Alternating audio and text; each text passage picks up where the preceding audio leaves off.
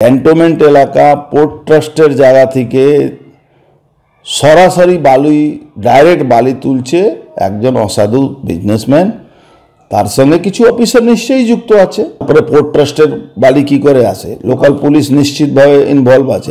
একটা রাস্তা, যে রাস্তাতে আর্মিরা থাকে, আর্মি ফ্যামিলি থাকে, 100 স্কুল আছে, সেখানে আপনি ট্রাক দিয়ে বালু তুলবেন, ও রাস্তার অবস্থা কি হবে, পলিউশনের কি অবস্থা আছে। এখানকার যে সিও আছে নিশ্চয়ই তার কোনো ইনভলভমেন্ট আছে, পুলিশের ইনভলভমেন্ট আছে, তৃণমূলের ইনভলভমেন্ট আছে।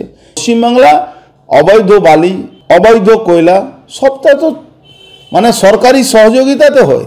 সরকার কি চোখ বন্ধ করে আছে? তৃণমূল কি এখানে বসে বসে তামাশা দেখবে? সামরিক দৃষ্টিকোণ দিয়ে ক্যান্টনমেন্ট এলাকায় কোনো বাইরে গাড়ি ঢোকা উচিত না, সেখানে বালি গাড়ি বেরোবে, নিরাপত্তা বিঘ্নিত হওয়ার সম্ভাবনা আছে। তৃণমূলে কোন নেতা সামনে আছে, আসুক আমাদের কাছে জবাব দিক।